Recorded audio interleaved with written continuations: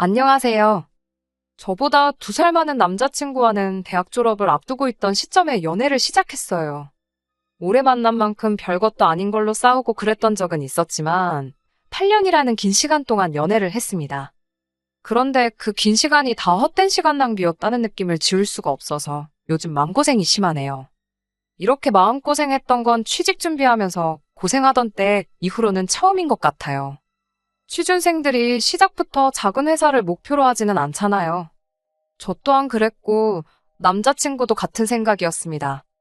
하지만 그게 말처럼 쉬웠다면 온 세상이 다 대기업 다니는 사람들 투성이었을 거예요.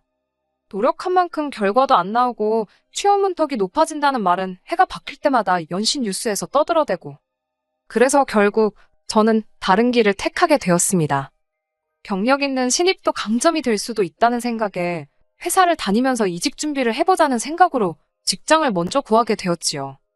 그래서 대기업 취직 준비 1년 반을 하다가 지금 다니는 회사에 들어가게 되었습니다. 남자친구는 이런 저희 결정이 불만이 많아 보였습니다. 같이 열심히 준비해서 대기업 들어가기로 하지 않았느냐고 하면서 회사 생활하면서 이직 준비가 말처럼 쉬운 줄 아냐고 뭐라 하더라고요. 틀린 말은 아니었지요. 지금도 저는 같은 직장에서 일하고 있고 이직 준비는 이미 그만둔 지 오래니까요. 그때는 언제까지 부모님 등골 빨아먹으면서 지낼 수는 없던 상황이기도 했기에 어쩔 수 없는 결정이었습니다. 그래도 그 결정에 대해서 한 번도 후회를 해본 적은 없어요. 같이 일하는 사람들도 죽이 잘 맞는 편이고 경력이 길어지니 회사에서도 대우가 좋아지기 시작했거든요. 대기업과 비교하면 여전히 떨어지는 연봉이지만 그래도 한 달 월급 350 정도를 받으면 만족스럽게 다니고 있습니다. 남자친구는 대기업 들어가는 걸 끝까지 포기하지 않았어요. 제가 회사 들어가고 경력 4년 차가 되던 해에 드디어 남자친구는 그렇게 갈망하던 대기업에 들어가게 되었습니다. 남자친구는 현재 2년 차인데 그래도 역시 대기업이라고 월급을 벌써 저보다 높게 받고 있네요. 오래 만나기도 했고 남자친구도 그렇게 노래를 하던 대기업 사원이 되었으니 그 이후부터는 결혼 생각을 안 할 수는 없었습니다. 그런데 한 가지 문제가 있었어요. 남자친구 회사는 지방에 거점을 두고 있는 회사거든요. 지역만 말해도 아실 분들은 다 아실 것 같아 여기까지만 말을 하겠습니다. 아무튼 덕분에 남자친구가 취직한 이후부터는 주말에만 만나는 주말 커플이 되었습니다. 아무래도 남자친구가 취직 준비하는 4년 동안 나름 저한테 안 얻어먹으려고 노력하긴 했지만 데이트 비용 같은 거에서 저한테 조금 신세졌던 부분이 있어요. 그렇다 보니 그때 신세진 거 갚겠다고 주로 남자친구가 먼저 서울로 올라와서 데이트를 하곤 했습니다. 그런데 한 반년쯤 지나고부터는 회사 일 때문에 어쩐다 저쩐다 하면서 몇 번씩 저보고 내려와달라 부탁을 하더라고요. 그때부터는 번갈아 가며 한 주는 제가 내려가고 한 주는 남자친구가 올라오는 식으로 해서 데이트를 했고요. 아무튼 이런 식의 만남을 유지하던 가운데 남자친구가 은연중에 결혼 이야기를 불쑥 꺼내왔습니다. 이제 자기도 안정적인 직장이 생겼으니 부모님께 자리 잡고 가정을 꾸려나가는 모습을 보여드리고 싶다면서요. 취직 후부터는 주말 연애이긴 했지만 2년 가까이 만남을 유지해왔고 저나 남자친구나 서로 나이도 있다 보니 당연히 결혼을 하겠다 생각했던 것 같아요. 저도 이따금씩 부모님이 결혼은 언제쯤 할 거냐 물어보곤 하셨는데 저보다 나이가 2살 위인 남자친구는 집에서 오죽하겠나 싶더군요. 하지만 그 말에 바로 대답을 할 수가 없었습니다. 오래 만난 만큼 결혼 이야기가 자연스럽게 나왔지만 말인즉슨 그건 제가 여태껏 쌓아온 제 경력을 다 포기하고 남자친구 회사가 있는 지역으로 옮겨야 한다는 말이나 다름없었기 때문이지요. 주말 연인을 했으니 주말 부부도 가능하다 하겠지만 남자친구가 자리 잡고 가정을 꾸리고 싶다는 말은 자기가 살고 있는 그 지역에서 살림을 차리고 싶다는 뜻이나 마찬가지였어요. 부모님 등골을 빨아먹으며 겨우 들어간 대기업인데 저랑 결혼하겠다고 그걸 포기하고 다시 서울로 돌아오겠다고 하는 소리는 아닐 게 분명하잖아요. 하지만 저도 회사에서 자리 잡은 지 오래고 지금은 대우도 좋게 받고 있는 데다가 솔직히 제가 하는 일도 저에게 너무 잘 맞고 좋았어요. 결혼 때문에 당장 여태껏 해온 경력을 없애고 싶지도 않았습니다. 하지만 무조건 거절해야겠다는 입장 또한 아니었기에 좀 더 고민해볼 문제라 생각했습니다. 그래서 남자친구한테도 시간을 좀 더 달라고 했어요. 이런저런 고민을 한다고 해결되는 건 없었습니다. 그래서 평소에 가깝게 지내던 회사 선배에게 이 이야기를 털어놓고 도움을 요청했어요. 그래도 고민을 털어놓으니 갑갑한 마음이 한결 편해지더라고요. 이런저런 이야기를 듣다가 회사 선배가 남자친구 회사가 있는 지역에 우리 회사랑 비슷한 업무를 하면서 밀접한 관계에 있는 회사를 알고 있는데 그쪽에서 사람을 구하는 걸로 알고 있다고 말해주더라고요. 그 회사에 가서 일하는 걸로라도 경력을 지키고 싶다면 그 자리에 한번 저를 추천을 해보겠다 하셨습니다. 회사가 지금 제가 있는 회사보다도 소규모다 보니 월급은 당연히 적어지겠지만 사장님이 진짜 좋은 분이시고 가족 같은 분위기의 회사라고 일하는 것도 비슷하니 저라면 금방 적응할 수 있을 거라 하더라고요. 쇳불도 당김에 빼랬다고 곧장 선배에게 부탁해서 그날 화상으로 면접 비슷한 걸 진행했습니다. 사장님은 선배님 말처럼 좋은 분처럼 보였고 제 경력에 선배의 추천이면 저를 안 쓸 이유가 있겠냐며 긍정적으로 이야기가 진행되었어요. 결국 저는 그 회사에 취직을 하기로 결정이 되었습니다. 당장 계약서를 쓰거나 한 건 아니고 회사도 그만둔 상태는 아니었어요. 대충 구두상으로만 이야기가 끝난 상황이었지요.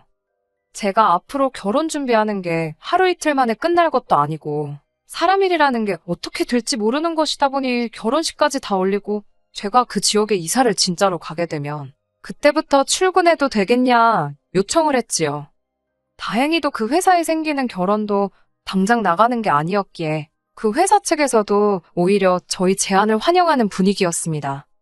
그렇게 저는 남자친구와 결혼 준비를 시작하게 되었어요.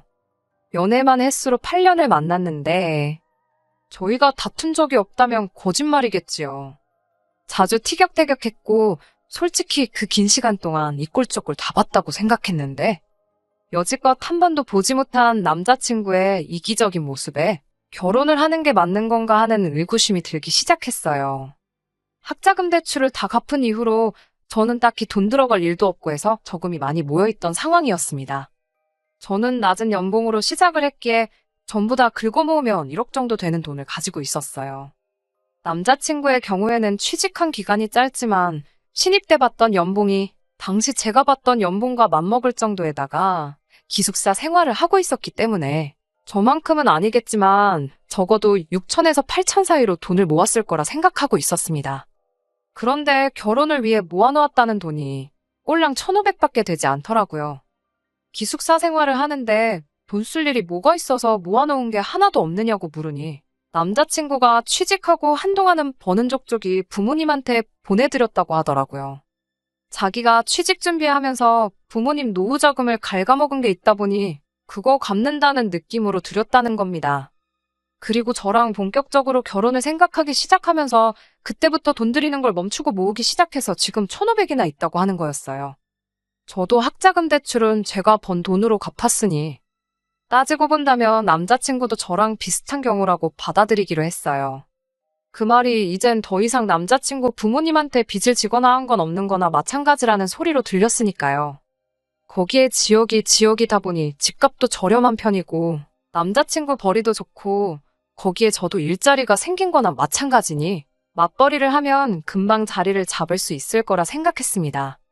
그런데 그 말을 한 지 얼마 지나지 않아서 남자친구가 말을 바꾸더라고요.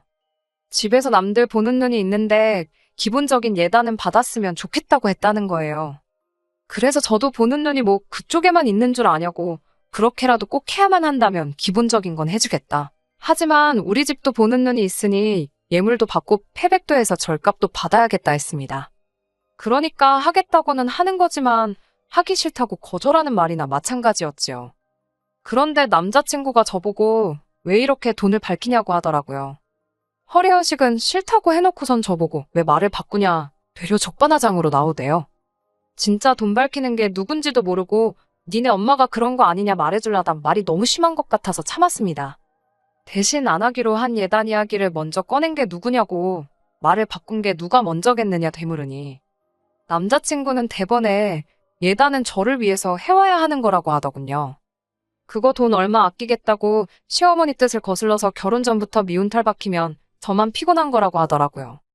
그래서 너가 모아놓은 돈보다 내가 8천 가까이 더 해가는 거 벌써 까먹은 거냐고. 취직하고 나서 여태 어머님한테 돈 들이지 않았느냐. 그걸로 퉁치면 되겠다고 했습니다. 아니면 그냥 나도 1,500만 가져오고 나머지는 우리 부모님한테 드리려니까 둘이 합쳐 3천 가지고 지지고 볶고 어디 한번 잘 살아보자고 했지요. 현실을 직시하라고. 지금 반반 결혼도 아니고 제가 여태 다니던 회사까지 그만두고 많은 걸 희생하고 오는 건데도 불구하고 쓸데없는 소리 하지 말라고 꺼낸 말이었어요. 그런데 남자친구는 제가 돈 이야기를 꺼냈다고 치사하게 나온다고 하는 겁니다. 그러면서 한다는 소리가 회사 그만두고 오는 게 오히려 저한테 더 유리해서 그렇게 정한 거 아니냐고 하는 겁니다. 아직 취직이 확정된 것도 아니고 구두상으로 이야기만 오간 것이기 때문에 남자친구한테는 딱히 제가 취직 자리를 구해놨고 맞벌이를 할 거라는 이야기는 하지 않은 상황이었거든요. 그러다 괜히 그 일자리 이야기가 잘 풀리지 않을 경우에는 제가 공수표를 날리게 되는 거나 마찬가지인 상황이잖아요. 그런데 남자친구는 그걸 두고선 어차피 이제 자기가 외벌이로 혼자 돈을 벌어올 건데 너는 집에서 편하게 있으면 되는 거 아니냐고. 앞으로 자기가 벌어올 돈이 제가 지금 가져오는 것보다 훨씬 더 많은데 다른 사람도 아니고 우리 엄마한테 아들 데려가는 대신 큰 선물 해드리자는 건데 그게 싫은 거냐 하는 거예요. 어이가 없더라고요. 그래서 자세히는 아니지만 나도 여기 데려와서 직장을 구할 거고 맞벌이를 할 생각이다. 그 정도만 설명하면 내가 예단 같은 거 해올 필요 없다는 게 충분히 이해되지 않느냐 받아쳤지요. 그러니 남자친구가 한다는 말이 제가 일자리를 구한다고 한들 자기 회사에 들어올 수 있는 것도 아니고 기껏해야 이 동네에 있는 중소기업 중 한 군데 들어갈 텐데 이 주변의 중소기업들 다 자기 회사에서 나오는 부스러기 일감 받아먹는 하청업체들 아니겠냐더라고요. 그런 데서 일할 생각 하지 말라고 하면서 자기 얼굴 들고 다니기 부끄럽다는 겁니다. 어디 가서 아내가 회사 하청업체 다닌다고 말하고 다니게 만들 셈이냐면서요.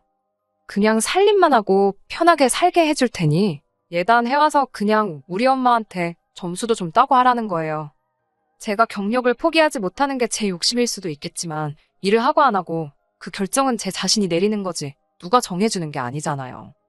그런데 남자친구의 대답을 들으니 뒤통수를 세게 한 대 맞은 것처럼 정신이 다 멍해지더라고요.